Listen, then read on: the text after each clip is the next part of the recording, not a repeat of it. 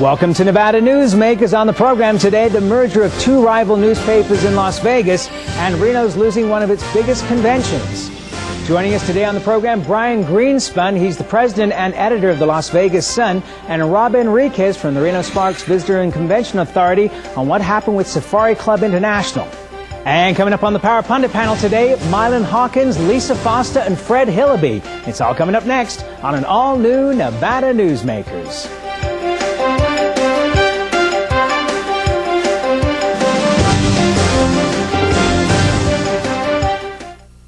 Nevada Newsmakers, brought to you in part by the Tahoe Reno Industrial Center, the world's largest industrial park, the resort at Red Hawk, and the Peppermill family of casinos.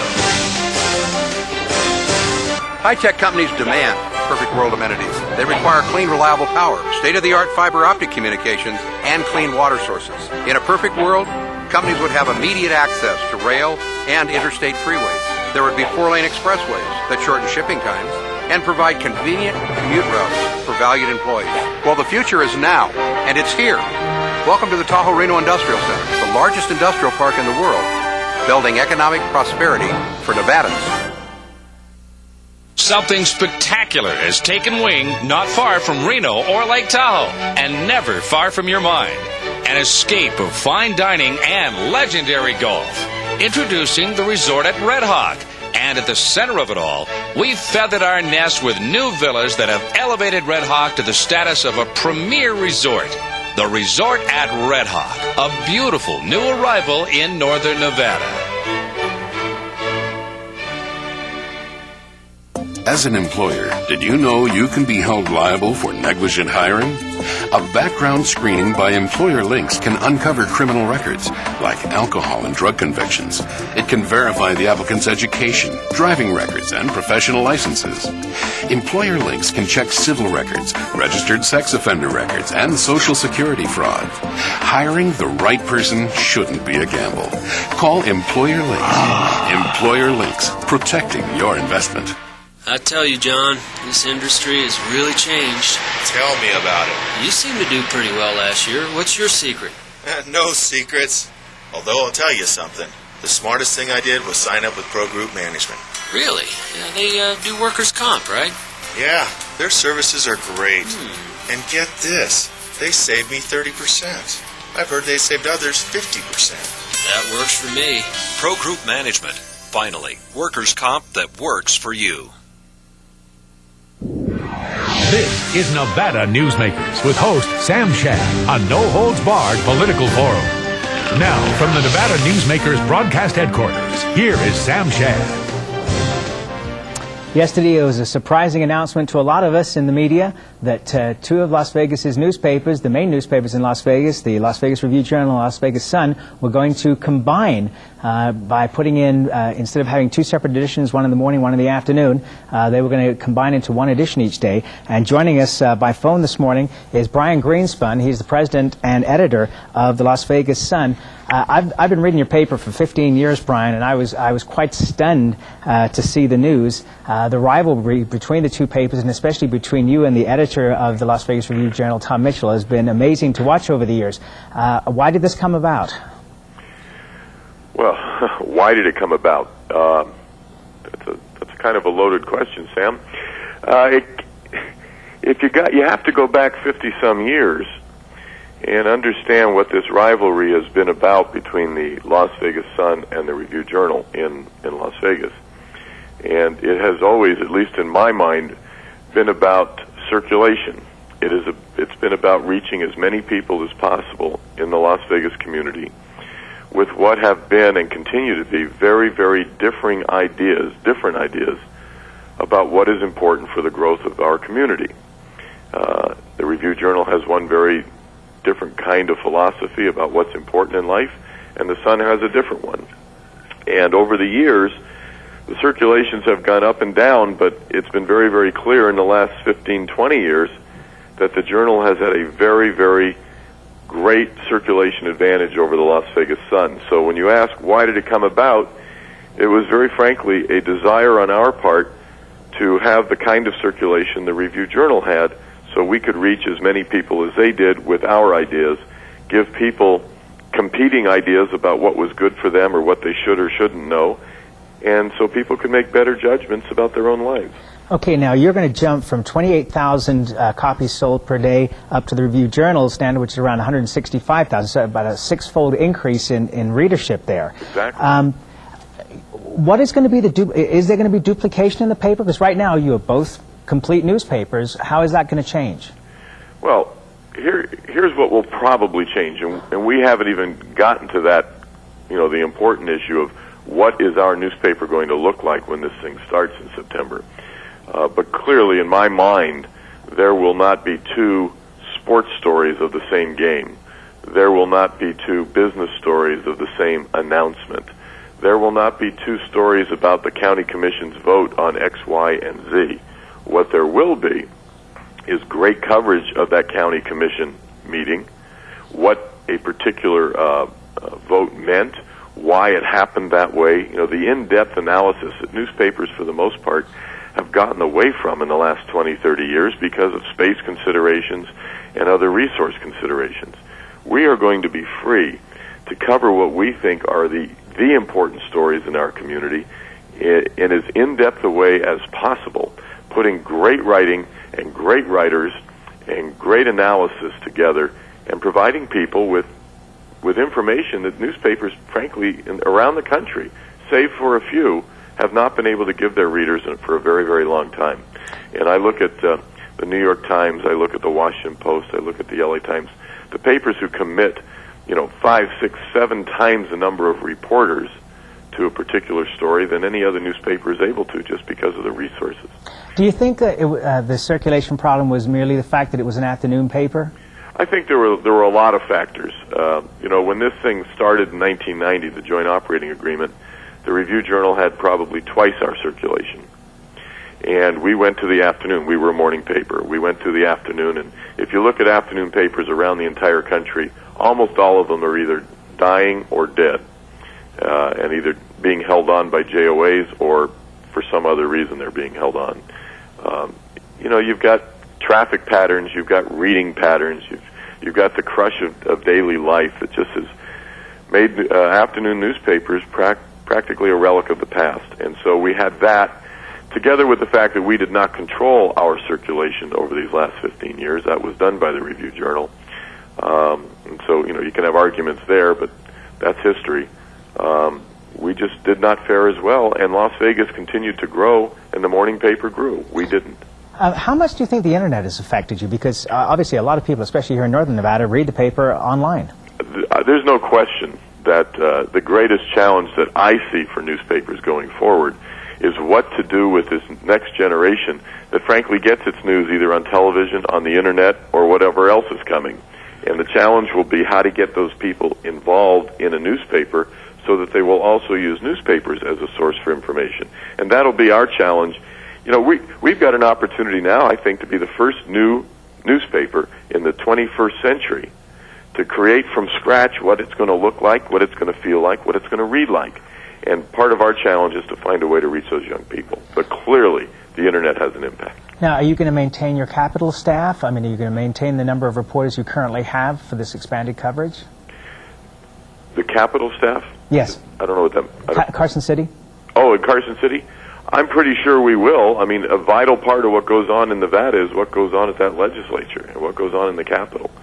I don't expect that we are going to reduce the total coverage of our newspaper. What's being reduced, frankly, is the total number of pages we get to produce on a daily basis. But the kind and quality of coverage is not going to change. In fact, it'll probably be enhanced. Well, I look forward over the coming months to seeing the combination here of the liberal Sun and the ultra-conservative Las Vegas Review-Journal. I hope the editorial battles continue. We're very moderate Sun. Okay, I'll go with that. Progressive Sun. Listen, thanks very much for being here, Brian. We welcome you back to come and we'll talk politics next time, all right? All right, Tim. All right, thank you very much. Brian Greenspan of the Las Vegas Sun, soon to be combined with the Las Vegas Review-Journal. We'll be right back on Nevada Newsmakers after this. For a videotape copy of any Nevada Newsmakers program, call 775-857-2244. The tapes are $20 each, including shipping. My family started this business 27 years ago. We work hard to serve our customers and our community. But it's getting harder and harder to keep the doors open. For example, our workers' comp is going through the roof. Isn't anyone on my side anymore?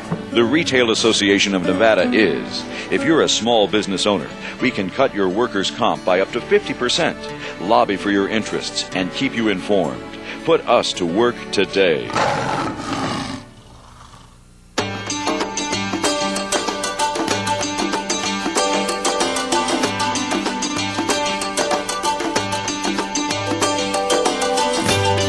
Many of the materials we rely on every day come from the ground, and modern mining technology brings them to us cleaner and safer than ever before.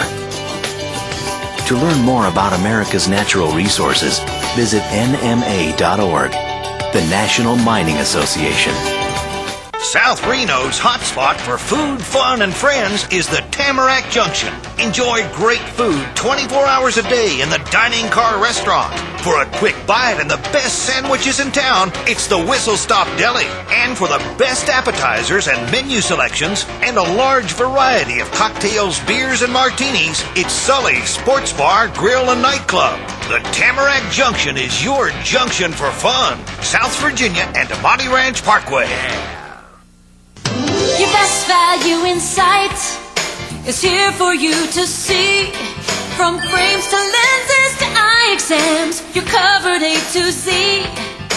Davis Optical, your best value in sight. Davis Optical Centers, with 2 locations in Reno and Sparks. Davis Optical, your best value in sight. And now, back to Nevada Newsmakers with Sam Shad.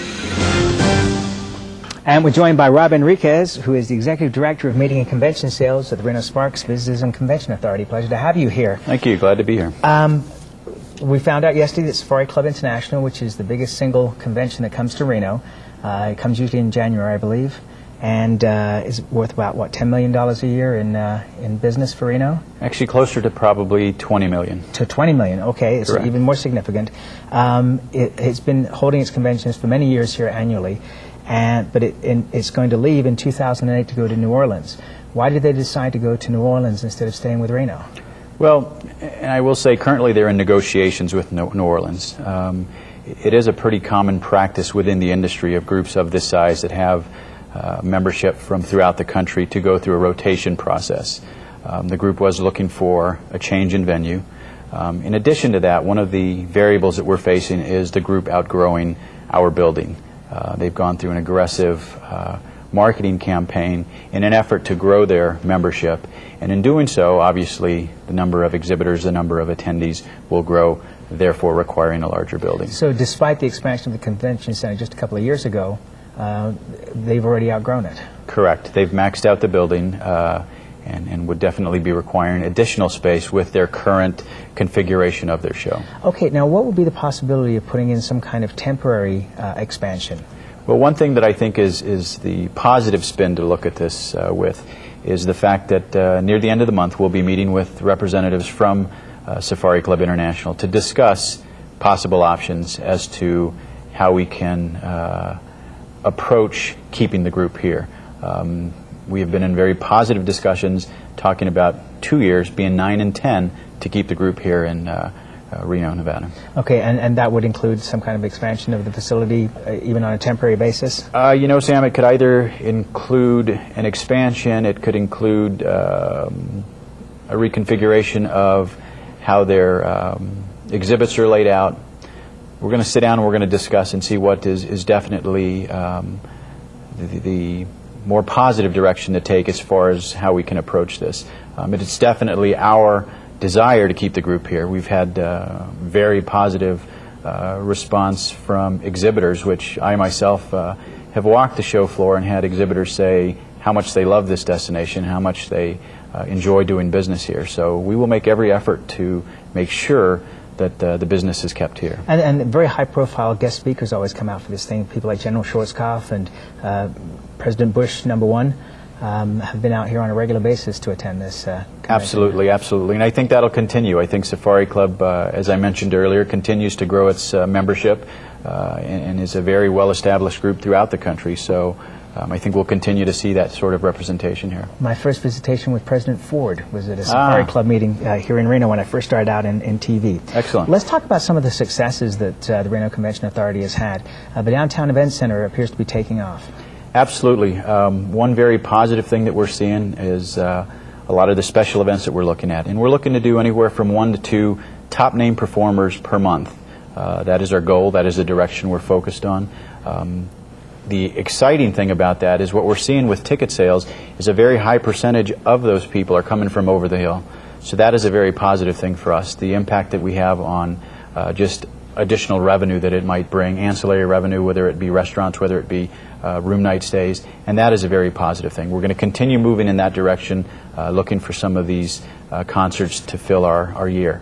The other thing is we're going to continue to move strongly on meetings, conventions, and trade shows.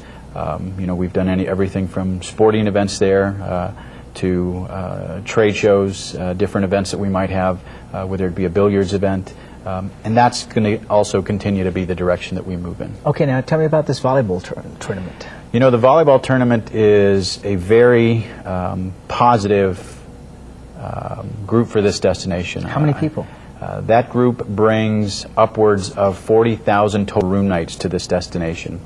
And the interesting thing, I had a conversation with representatives from volleyball, and just kind of going throughout the year and watching that, it impacts the entire city.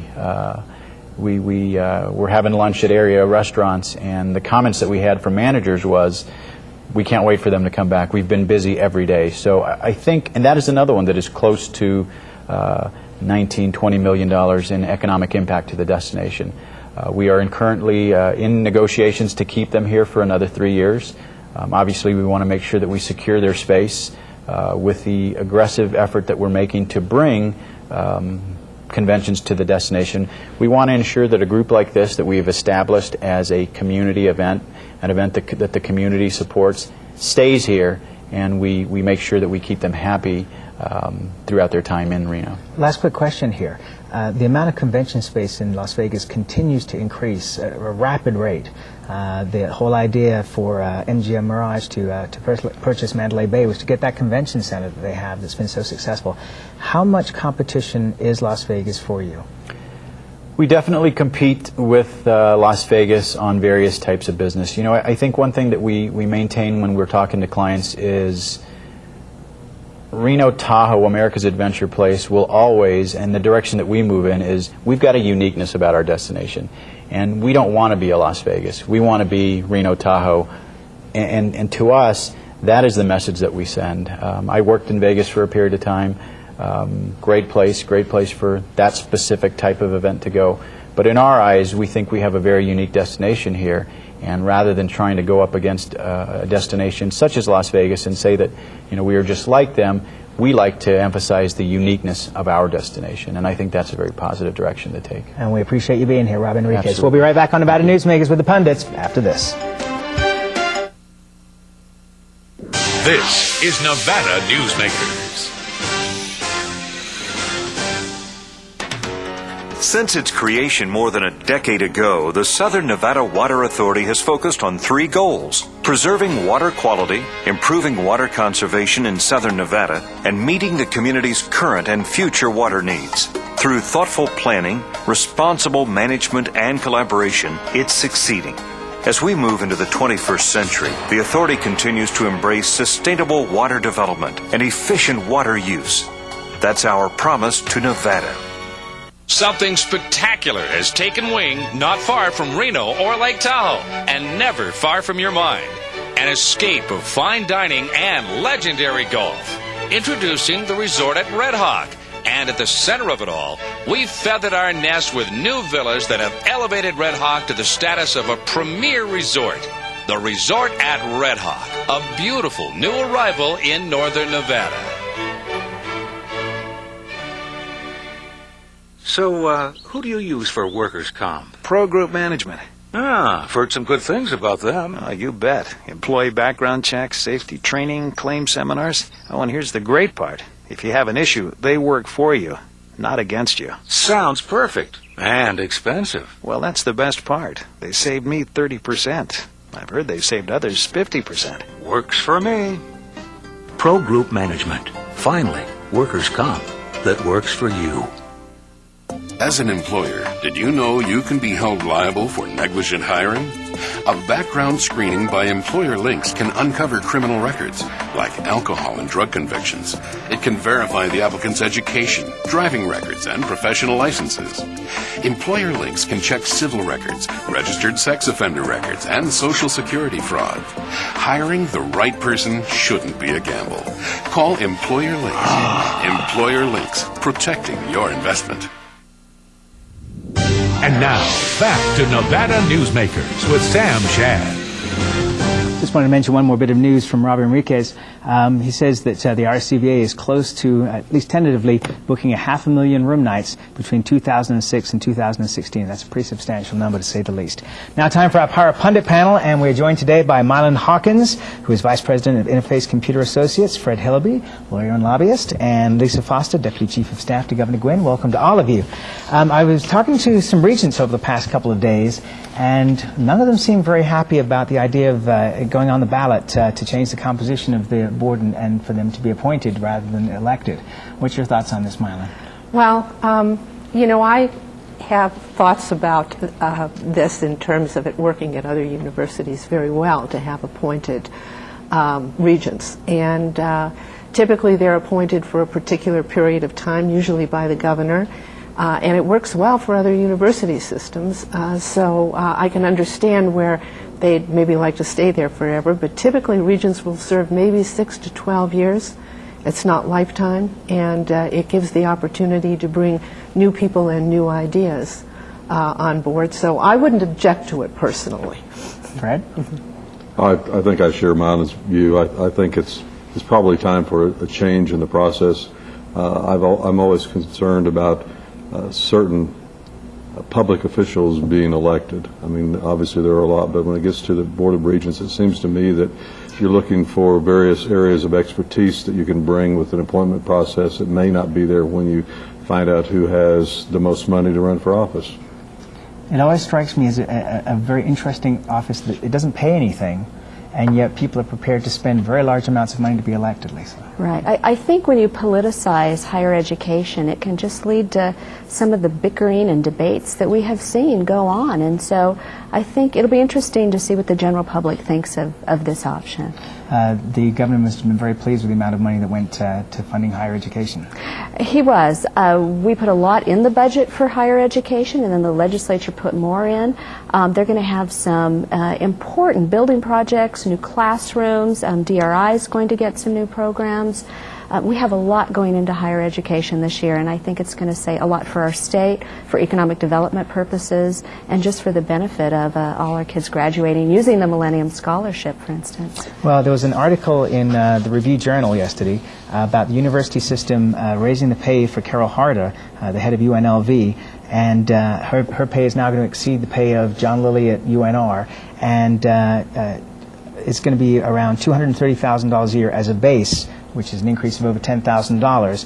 But I also noticed in the story that Ms. Harder could get up to $250,000 bonus, $250,000 bonus for reaching fundraising goals. I said on this program before, shouldn't we change the name of presidents from presidents to salespeople? Because isn't that really, Fred, what they do?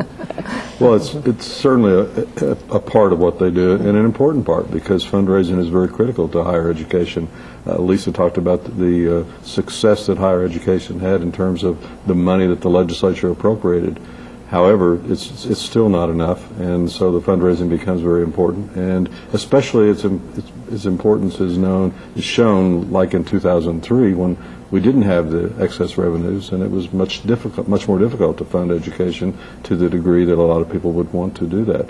So that's part of the job, and so whether it's the marketing skills that come along with the management skills and their education skills, it seems like it makes the whole package. You know, I'm much more comfortable with the idea of a commission on revenue drawn in than perhaps the fact that we keep leapfrogging in terms of these salaries. We bring a new person in, and suddenly the next everybody else has to get a raise to match it. Mm-hmm. typically happens in the public sector, but part of it is Nevada has grown so fast. Every time they go to hire someone new, whether it's in that position, city manager, county manager, wherever, they're dealing with a population and issues that are so much bigger than their predecessor was dealing with. So it, in some ways, makes sense that the next person would make more money. And I think also one has to look at the fact that very, very good and talented people are frequently pulled out of the public sector into, the private business world because the salaries are so much better usually there. So in order to keep good people, you need to pay people for their ability to do for you. Is that really true these days? I mean, I look at the salaries of leading people in government and I say, boy, I'd like to make that. Well, yes, but when you are developing a university and you're looking at developing millions and millions of dollars in structure, infrastructure, and an individual that can do that, a good development director, believe me, is worth every penny you pay them. Well, I think the top management people in government don't get paid enough, frankly. I mean, we're finally going to give the governor a raise.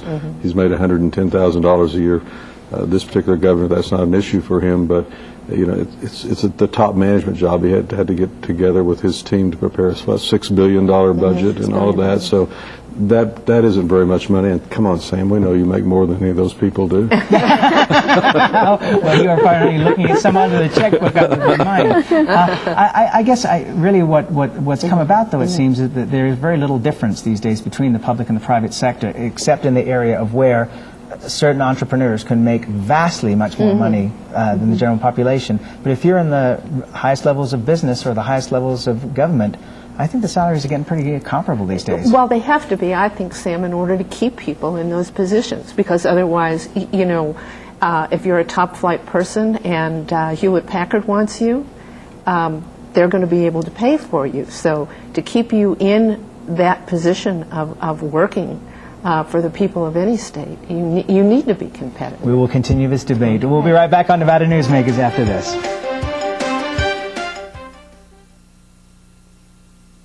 Nevada Newsmakers, brought to you in part by the Tahoe Reno Industrial Center, the world's largest industrial park, the resort at Red Hawk, and the Peppermill family of casinos. Here at the Tahoe Reno Industrial Center, water resources come from fresh, clean groundwater, approved by state permits. The water is pumped from wells to million-gallon storage tanks and then distributed to TRI companies. Another amenity is our investment in a state-of-the-art wastewater treatment plant. This disposal system converts waste to clean water for industrial applications. Welcome to the Tahoe Reno Industrial Center, the largest industrial park in the world, building economic prosperity for Nevada. As always, we love to get your emails at newsmakers@kvbc.com and newsmakers@krnv.com. Among the guests next week, Bob Cashell, George Togliatti, Donna Coleman, and Lisa Foster. We'll see you next week.